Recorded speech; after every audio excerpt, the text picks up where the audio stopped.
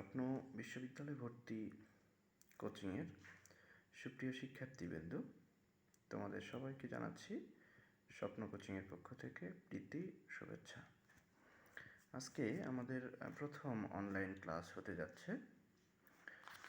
আমাদের অনলাইন ক্লাসের বিষয়বস্তু আমরা নির্ধারণ করেছিলাম সাম্প্রতিক বিষয়গুলি, অর্থাৎ সাধারণ জ্ঞানের অন্যান্য ক্লাসগুলো আমাদের অফলাইন ব্যাচে হচ্ছে, আর শুধুমাত্র সাম্প্রতিক বিষয়টা আমরা অনলাইনে আপাতত গ্রহণ করার চেষ্টা করছি। সাম্প্রতিক সাধারণ জ্ঞানের অন্যান্য ক্লাসগুলো যখন শেষ হয়ে যাবে তখন আমরা সাম্প্রতিক বিষয়গুলির ক্লাসটিও অফলাইনে নিয়ে আসব। তো যাই হোক, আমার গলা মনে একটু ভারী লাগছে, এখন অনেক রাত হয়ে গেছে, আমি অনেক রাতেই আর কি ভিডিওটা করছি। যাই হোক, আমাদের সাম্প্রতিক বিষয়গুলি যে সমস্ত বিষয় আমাদেরকে পড়তে হয় তার মধ্যে বাংলাদেশের অর্থনীতি নিয়ে একটা বড় ধরনের প্রশ্ন ভর্তি পরীক্ষায় আসতে দেখা যায়। বাংলাদেশের অর্থনীতি নিয়ে ভর্তি পরীক্ষায় আসলে কেমন ধরনের প্রশ্ন হয়ে থাকে, তো সেটা নিয়ে আজকে আমরা আলোচনা করব। তো আজকে আলোচনা শুরুর আগে আমাদের মাথাপিছু ইনকাম, অর্থাৎ বাংলাদেশের যে মাথাপিছু ইনকাম, সেই মাথাপিছু ইনকামটা নিয়ে একটু আলোচনা করা দরকার। মাথাপিছু ইনকাম কিন্তু চেঞ্জ হয়েছে। আগে বাংলাদেশের মাথাপিছু ইনকাম ছিল 1909 মার্কিন ডলার, যেটা পরিবর্তন হয়ে এখন হয়েছে 2064 মার্কিন ডলার। তাহলে এটা মনে রাখতে হবে, এটা একটা নতুন ইনফরমেশন। তারপরে মাথাপিছু জিডিপি। জিডিপি মিনস কি? Gross domestic product. Gross domestic product অর্থাৎ আমাদের দেশের অভ্যন্তরে মোট যে পরিমাণে পণ্যদ্রব্য উৎপাদিত হয়েছে সেটার আর্থিক মূল্যকে জিডিপি বলা হয়ে থাকে। এই জিডিপি কিন্তু চেঞ্জ হয়েছে বাংলাদেশের, এটা কিন্তু বর্তমানে এখন 1970 মার্কিন ডলার। তাহলে আমরা সহজেই মনে রাখতে পারবো 1970 আমাদের 71 সালে মুক্তিযুদ্ধ হয়েছে, সুতরাং আমরা মনে রাখতে পারবো 1971 থেকে এক বাদ দিলেই আমাদের 1970 হয়ে যাচ্ছে। অর্থাৎ আমাদের বর্তমান মাথাপিছু জিডিপির পরিমাণ হচ্ছে 1970 মার্কিন ডলার। জাতীয় যে বাজেট আমাদের ঘোষণা হলো কিছুদিন আগে, 2020-21 যে বাজেট, অর্থ বছরের বাজেট, সেই বাজেটে আমাদের মাথাপিছু ইনকাম বর্তমান হচ্ছে 2326 মার্কিন ডলার। আর এখান থেকে আরেকটা ইনফরমেশন দরকার, বাংলাদেশে বর্তমানে অর্থনৈতিক প্রবৃদ্ধির লক্ষ্য নির্ধারণ করা হয়েছে কত। প্রবৃদ্ধি মানে হচ্ছে যে কতখানি ভবিষ্যতে বৃদ্ধি পাবে আমাদের ইকোনমিটা, আমাদের অর্থনীতির যে আকার, এটা কত পার্সেন্ট আগামীতে বৃদ্ধি পেতে পারে তার একটা ভবিষ্যতের অনুমান করা হয়। তো এটা মূলত প্রতি বছর যখন বাজেট হয়, বাজেট মানেই তোমরা জানো একটা ভবিষ্যতের রূপরেখা, ভবিষ্যৎ অর্থনীতি কোন দিকে যাবে, ভবিষ্যৎ অর্থনীতি কী আকার হবে, কেমন হবে, এটার একটা আলোচনাই হচ্ছে বাজেট। যেমন তুমি যখন বাড়ি থেকে কোনো কিছু কিনতে যাও বাজারে, তখন তুমি কি করো? একটা আনুমানিক একটা বাজেট করে নাও যে কত টাকার মধ্যে তুমি কি কিনতে চাও। এই যে তুমি বাড়িতে বাজার করতে যাওয়ার আগেই সম্ভাব্য খরচের, সম্ভাব্য আয়ের যে একটা হিসাব নিকাশ করছো, এর নামই কিন্তু বাজেট। তেমনি আমাদের দেশ আগামী 1 বছর কীভাবে চলবে, কোন খাতে খরচ করবে, কোন খাত থেকে আমরা কত টাকা ইনকাম করব, এগুলো নিয়ে যখন আমরা বসে প্ল্যান করি, এই প্ল্যানের নামই হচ্ছে বাজেট। সেই কারণে অর্থনৈতিক প্রবৃদ্ধিও ব্যাপারটা সেরকম যে আমরা আগামী অর্থ বছরে আমাদের অর্থনীতি কত পার্সেন্ট আসলে বেড়ে যেতে পারে, কত পার্সেন্ট বৃদ্ধি হতে পারে, সেটাই হচ্ছে অর্থনৈতিক প্রবৃদ্ধি। তো এই অর্থনৈতিক প্রবৃদ্ধি এখন বর্তমানে 8.2% বাংলাদেশে। আর মুদ্রাস্ফীতির হার, মুদ্রাস্ফীতি তোমরা তো জানো ব্যাপারটা কি, যে মোট যে পরিমাণ সম্পদ রয়েছে বা মোট যে পরিমাণ উৎপাদন রয়েছে তার চেয়ে যদি মোট টাকার পরিমাণ বেড়ে যায় দেশে, বা অর্থের পরিমাণ বেড়ে যায়, সেটাই হচ্ছে মুদ্রাস্ফীতি। তো মুদ্রাস্ফীতি হচ্ছে এখন বর্তমান 5.4% বাংলাদেশে। এটা নির্ধারণ করা হয়েছে আগামী বছরে এটা হতে পারে, এটা বাজেটে নির্ধারণ করা হয়েছে। 1 বছর পরে দেখা যাবে এখন এটা কমে গেল কিংবা বেড়ে গেল, 8.2 থেকে বেড়েও যেতে পারে, 5.4 থেকে কমেও যেতে পারে। যেমন গত অর্থ বছরে 8.13 ধরা হয়েছিল আমাদের প্রবৃদ্ধির রেট। তো যাই হোক, এটা নিয়ে আলোচনা না করি, এবার আমাদের বাজেট নিয়ে আমরা আলোচনা করব। অর্থাৎ বাজেট নিয়ে আলোচনা করব। 2020-21 সালের যে বাজেট, সেই বাজেট নিয়ে আমরা একটু এখন কথা বলতে যাচ্ছি।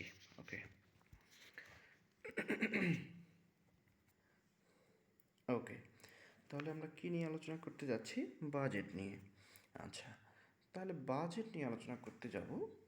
তো বাজেটের অর্থ কী? আসলে বাজেট শব্দের অর্থ কী? বাজেট শব্দের অর্থ হচ্ছে ব্যাগ বা থলে। তোমরা দেখবে প্রতি বছর যখন আমাদের জাতীয় সংসদে বাজেট উত্থাপন হয়, তখন অর্থমন্ত্রী সহ অন্যান্য মন্ত্রীরা একটা পাটের একটা থলে বা ব্যাগ নিয়ে জাতীয় সংসদের দিকে যায়। এটা হলো একটা সিম্বলিক মিনিং। এটা দ্বারা বোঝায় যে বাজেট অর্থ যে ব্যাগ বা থলে বা পাটের ব্যাগ, সেটাকে মূলত মিন করা হয়ে থাকে। তাহলে বাজেট শব্দের অর্থ হচ্ছে ব্যাগ।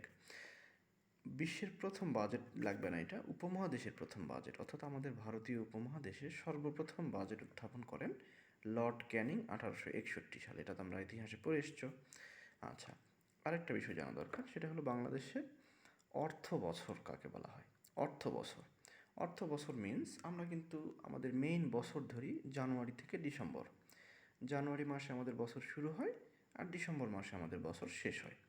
কিন্তু অর্থনীতিতে এই ব্যাপারটি কিন্তু এভাবে ধরা হয় না। অর্থনীতিতে আমাদের বছরের শুরু ধরা হয় 1 জুলাইকে, আর বছরের শেষ ধরা হয় 30 জুনকে। তাহলে বছরের শুরু, অর্থ বছর শুরু হয় কত দিয়ে? 1 জুলাই থেকে, আর অর্থ বছর শেষ হয় 30 জুনে। তাহলে 1 জুলাই হচ্ছে অর্থ বছর শুরু, 30 জুন অর্থ বছর শেষ। তো এইরকম অর্থ বছর বলতে আসলে যেটাকে বোঝানো হয় সেটা হচ্ছে এটা। বাংলাদেশের অর্থ বছর দেখো জুলাই থেকে জুন, জুলাই থেকে জুন, অর্থাৎ শুরু হয় 1 জুলাই এবং শেষ হয় 30 জুন। আচ্ছা, বাংলাদেশের প্রথম বাজেট আসলে কে উত্থাপন করে? তোমরা বলো তো, বাংলাদেশের প্রথম অর্থমন্ত্রীর নাম কি? জানো কি? আচ্ছা, বাংলাদেশের প্রথম অর্থমন্ত্রীর নাম হচ্ছে এম মনসুর আলী।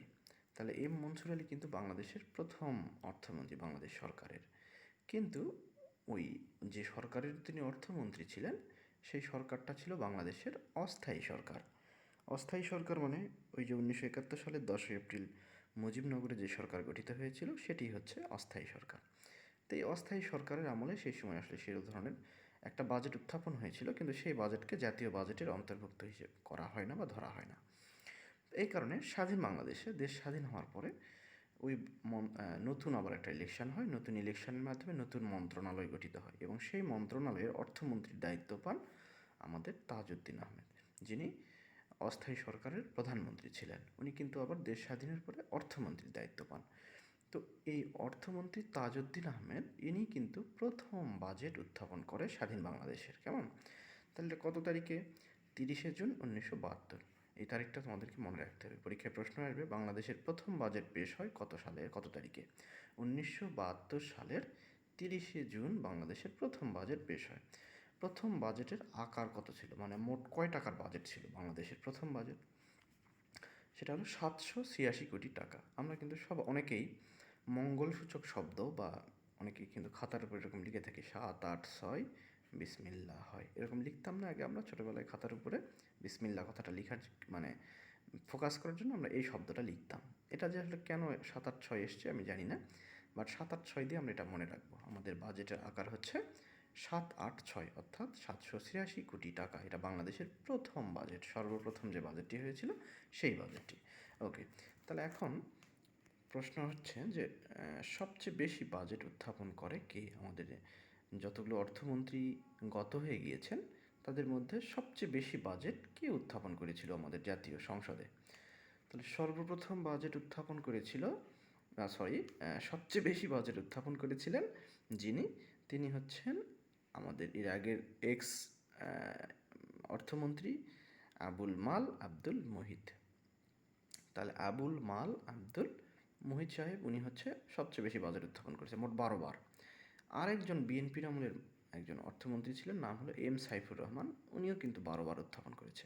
তাহলে দুই প্রশ্ন যদি আসে যে সর্বাধিক বাজেট পেশ করেছেন কোন অর্থমন্ত্রী, তাহলে আবুল মাল আব্দুল মুহিত, আর যদি অপশনে না থাকে তাহলে সাইফুর রহমান, এই দুটোর মধ্যে একটা হবে। ওকে, আচ্ছা, এবার আমরা আলোচনা করব আমাদের যে 2020-21 সালের যে বাজেটটি, সেই বাজেটটি নিয়ে।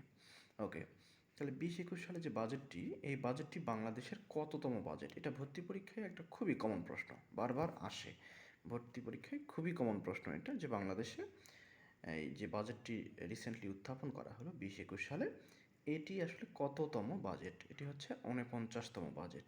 মনে থাকবে? এটি হচ্ছে 49তম বাজেট। আর অন্তর্বর্তীকালীন বাজেট সহ 50টি। অন্তর্বর্তীকালীন মিনস ওই যে 71 সালে আমাদের যে একটা বাজেট হয়েছিল, যেটাকে আসলে মূল বাজেটে অন্তর্ভুক্ত করা হয় না।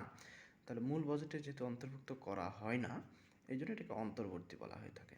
তাহলে মোট বাজেট বাংলাদেশের বর্তমান কততম বাজেট চলতেছে? 20-21 সালের বাজেটটি 49তম বাজেট, 49তম বাজেট। আচ্ছা, বাজেটটি এবার যে বাজেটটি উত্থাপন করা হয়েছে সেই বাজেটের স্লোগান ছিল অর্থনৈতিক উত্তরণ ও ভবিষ্যতের পথ পরিক্রমা। তাহলে কি অর্থনৈতিক উত্তরণ ও ভবিষ্যতের পথ পরিক্রমা? বাজেটটি কে উত্থাপন করে? আমাদের অর্থমন্ত্রী বর্তমান যিনি আছেন তিনি অবশ্যই উত্থাপন করবেন বাজেট। তিনি হলেন আ.হ.ম. মুস্তফা কামাল। তোমরা জানো উনি এর আগে একটা বাজেট উত্থাপন করেছিল, সুতরাং এই বাজেটটা ওনার দ্বিতীয় বাজেট। আচ্ছা, উত্থাপন কত তারিখের তারিখটা তোমার লাগবে এখান থেকে? সেটা হলো 11ই জুন 2020 সালে উনি বাজেটটি উত্থাপন করেছে। তাহলে তারিখটা কত? 11ই জুন। 11ই জুন সবসময় মনে রাখবে, বাজেট সবসময় আমাদের জুন মাসেই হবে, কারণ জুন মাস হচ্ছে আমাদের অর্থ বছরের শেষ সময়। এই জন্য বাজেট অবশ্যই জুন মাসের মধ্যেই হবে। আর সেই বাজেটটা কার্যকর হবে কিন্তু অবশ্যই 1 জুলাই। 1 জুলাইয়ের 1 তারিখে সে বাজেট কার্যকর হবে। কারণ কি? কারণ হচ্ছে আমাদের অর্থ বছর শুরুই হয় হচ্ছে 1 জুলাই থেকে। এই কারণে আমাদের বাজেটটি কার্যকর হবে 1 জুলাই।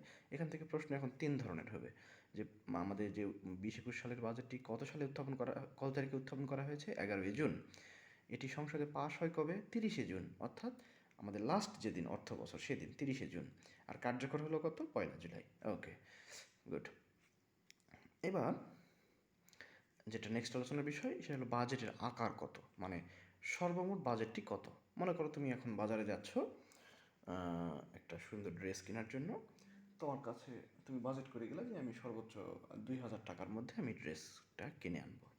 তাহলে তোমার বাজেটের আকার কত? 2000। তেমনই বাংলাদেশে 1 বছরে কী কী করবে, কী কী ব্যয় করবে, কোথায় খরচ করবে, তার একটা বাজেট হয়। তা সেটা আসলে মোট কত টাকার? সেটা হচ্ছে বাংলাদেশের আমি দুঃখিত, বাংলাদেশের মোট বাজেট আকার হচ্ছে 5,68,000 কোটি টাকা। চিন্তা করা যায়, 5,68,000 কোটি টাকা। আর আমরা শুরু করেছিলাম কত? 786, অর্থাৎ 786 কোটি টাকা দিয়ে আমরা প্রথম বাজেট শুরু করেছিলাম, খুবই কম। আর এখন এসে আমাদের বাজেটের আকার কত দাঁড়িয়েছে? 5,68,000 কোটি টাকা। That's a huge amount. Okay, এবার দেখো রাজস্ব আয়ের লক্ষ্যমাত্রা। এখন এই যে 5,68,000 কোটি টাকা আমরা বাজেট ঘোষণা করে বসে আছি, অর্থাৎ তুমি এখন মনে করে আছো যে তুমি বাজারে এখন যাবে, তুমি 2,000 টাকার ড্রেস কিনবে। তুমি এখন বাজেট ঘোষণা করে ফেললে তোমার পরিবারের কাছে। তোমার পরিবারের সকল সদস্য বাজেট শোনার জন্য আসলো যে তুমি এখন কত টাকার বাজেট ঘোষণা করবে। সবাই আসছে, তুমি এখন অর্থমন্ত্রী বাড়ির, তুমি এখন ঘোষণা করে দিলে আমি বাজারে যাচ্ছি, আমার 2,000 টাকার বাজেট ঘোষণা করে দিলাম, এখন 2,000 টাকা আমার লাগবে। এখন বাজেট ঘোষণা করে দেওয়ার দায়িত্ব তুমি করে দিয়েছো, তো এখন পকেটে টাকা ছাড়া ওই বাজেটের কোনো মূল্য আছে? তাহলে তোমাকে টাকার সংস্থান করতে হবে। তাহলে তুমি কি করবে? টাকা কালেকশন করবে, বাবার কাছ থেকে নেবে, মায়ের কাছ থেকে নেবে, বা আরও বন্ধু বান্ধবদের কাছ থেকে যদি না থাকে তখন ধার করে নেবে, কিংবা হয়তো দেখা গেলো যে বড় ভাইয়া কিংবা বড় বাপুর পকেট থেকে একটু টাকা সরাইতে হবে, সেটা করবে।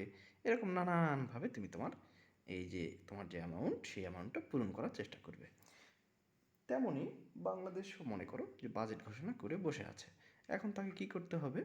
যে বাজেটের টাকাটা সংস্থান করতে হবে, অর্থাৎ কোন কোন জায়গা থেকে বাজেটের টাকা পাবে সেই জায়গাগুলো থেকে কালেকশন করে আনতে হবে। তাহলে এখন এই যে দেখো রাজস্ব আয়ের কথা বলা হচ্ছে। রাজস্ব আয় মিনস বাংলাদেশ সরকার টাকা ইনকাম করে মোট কয়ভাবে? বাংলাদেশ সরকার টাকা ইনকাম করে ইনকাম ট্যাক্স থেকে একটা, মানে তুমি যদি ইনকাম করো, অনেক টাকা ইনকাম করো, লক্ষ লক্ষ টাকা ইনকাম করো, তাহলে সেখান থেকে বাংলাদেশ সরকার তোমাকে একটা ট্যাক্স আরোপ করবে যে এত টাকার তোমাকে ট্যাক্স দিতে হবে। এই যে ট্যাক্সের টাকা জমা দিচ্ছ, সেখান থেকে সরকার ইনকাম করছে। আরেকটা একটা সবচেয়ে বড় যদি বলা হয়, আমি যদি বলি যে সরকারের আয়ের খাত, তাহলে বলতে হবে ভ্যাট। ভ্যাট ভ্যাট বা হচ্ছে ভ্যালু অ্যাডেড ট্যাক্স, ভিএটি। ভ্যাটের পূর্ণরূপ হচ্ছে ভ্যালু অ্যাডেড ট্যাক্স। আচ্ছা, ভ্যাটের আবার বাংলা হচ্ছে মূল্য সংযোজন কর। মূল্য সংযোজন কর। এখন দেখো, তুমি যদি মনে করো এখন বাজারে যে একটা, আচ্ছা আমি ওটা বাদ দিলাম, তুমি ধরো যে বাজারে তুমি যে একটা কিছু একটা কিনেছো, ধরো যে তুমি একটা শ্যাম্পু কিনেছো, হ্যাঁ, শ্যাম্পুর একটা কোটা কিনেছো, দেখো যে শ্যাম্পুটার দাম যদি হয় ওই 400 টাকা, দেখবে যে এখানে এক্সট্রা 30 টাকা যোগ করা আছে, এটাকে বলা হচ্ছে ভ্যাট। তো এইভাবে তুমি যা ব্যবহার করো, যা নাও, ইভেন মোবাইলে একটা ফ্লেক্সি দাও, সেখানেও কিন্তু ভ্যাট নামে একটা ব্যাপার থাকে। সেখান থেকে সরকার আসলে ইনকাম করে। তাই এটা একটা সরকারের অন্যতম একটা ইনকামের খাত। এই যে সরকারের ইনকামকে বলা হয় রাজস্ব, বুঝছো? সরকারের ইনকামকে কি বলা হয় বলো তো? রাজস্ব। ওকে, সরকারের ইনকামকে বলা হয়ে থাকে রাজস্ব। তাহলে এখন এই যে রাজস্ব কই থেকে পাবে? এই রাজস্বটা হলো সরকারের মেইন ইনকামের জায়গা। তাহলে আমাদের মেইন ইনকামের জায়গা কে বলো তো? যদি তুমি এখন বাজেট ঘোষণা করলা, কিছুক্ষণ আগে আমি বললাম, এখন তোমার মেইন ইনকাম কার কাছ থেকে তুমি অর্জন করবা? নিঃসন্দেহে তোমার মায়ের কাছ থেকে বা বাবার কাছ থেকে। হ্যাঁ, অনেকের মা কি বলে যে পরিবারের অর্থের ব্যাপারগুলোতে জড়িত থাকে, অনেকের বাবা থাকে। তোমার যদি মা থাকে তাহলে তোমার ব্যাংক হচ্ছে তোমার মা, আর হলে তোমার বাবা। তাহলে সেটা হচ্ছে তোমার রাজস্ব আয়ের প্রধান খাত। তাহলে বাংলাদেশ সরকারের তেমন রাজস্ব আয়ের প্রধান খাত কি? ভ্যাট। ওকে, এখন রাজস্ব আয়ের যে লক্ষ্যমাত্রা, মানে কত টাকা এখন লক্ষ্যমাত্রা, তুমি এখন চিন্তা করতেছো শুয়ে শুয়ে যে আমার রাজস্ব আয়ের লক্ষ্যমাত্রা কত হতে পারে। তুমি 2000 টাকার বাজেট ঘোষণা করে বসে আছো। তুমি এখন ধরলা যে তোমার রাজস্ব আয় চলে আসবে প্রায় 1300 থেকে 1400 টাকা। তেমনই বাংলাদেশ সরকারও রাজস্ব আয় ধরেছে 3,82,013 কোটি টাকা। তাহলে এই রাজস্ব আয়ের এই ব্যাপারটা লাগবে তোমার। হ্যাঁ, ভর্তি পরীক্ষায় আসবে যে মোট রাজস্ব আয় কত হতে পারে বাংলাদেশে, এত কোটি টাকা। তো এবার তুমি রাজস্ব আয় ধরেছো তোমার বাবার কাছ থেকে 1300 টাকা তুমি পাচ্ছ, তাহলে তোমার আর ঘাটতি কত থাকতেছে? 700 টাকা। এখন এই 700 টাকা তুমি এখন কি করবে? বিভিন্ন জনের কাছ থেকে ধার নিবে, কিংবা এখান থেকে নিবে, ওখান থেকে নিবে। নেওয়ার পরেও দেখা যাচ্ছে যে তোমার বাজেট আসলে ঘাটতি থাকছে। তেমনি বাংলাদেশের বাজেটেরও ঘাটতি থাকে।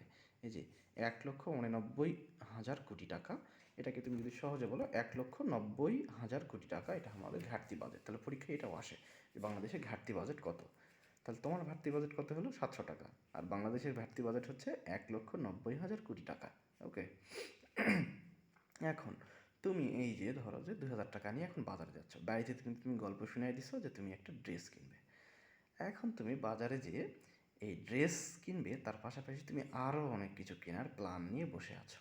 হ্যাঁ, এখন বাজারে যেয়ে মনে করছো 2000 টাকা থেকে এখন আমি কি করব কি করব, আমার তো অনেক টাকা নিয়ে আসছি আমি। তুমি ধরো এই 2000 টাকা থেকে তুমি কিছু টাকা বরাদ্দ রাখলে,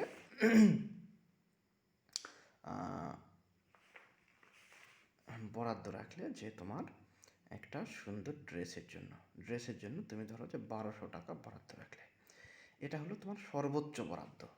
হ্যাঁ, আর ধরো যে আর কিছু টাকা বরাদ্দ রাখলে তোমার আছে না, প্রিয় মানুষকে নিয়ে একটু হয়তো ঘুরতে গেলে পার্কে, তার জন্য হয়তো তোমার জন্য 300 টাকা বা 500 টাকা বরাদ্দ রাখলে।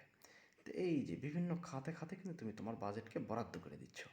এখন পরীক্ষায় প্রশ্ন আসবে যে তুমি সর্বোচ্চ কোন খাতে বরাদ্দ রেখেছো। সেটা তোমার প্রশ্ন আসবে না, প্রশ্ন আসবে বাংলাদেশ সর্বোচ্চ কোন খাতে বরাদ্দ রেখেছে। তাহলে বাংলাদেশ সর্বোচ্চ বরাদ্দ রেখেছে জনপ্রশাসন খাতে। তাহলে জনপ্রশাসন খাতটা কি ভাইয়া? জনপ্রশাসন খাতটা হচ্ছে পুরো বাংলাদেশকে যারা ম্যানেজমেন্ট করে, বাংলাদেশের প্রশাসন অর্থাৎ পুলিশ, আর্মি, শিক্ষক, ডাক্তার, ইঞ্জিনিয়ার, যারা আসলে দেশের জনগণ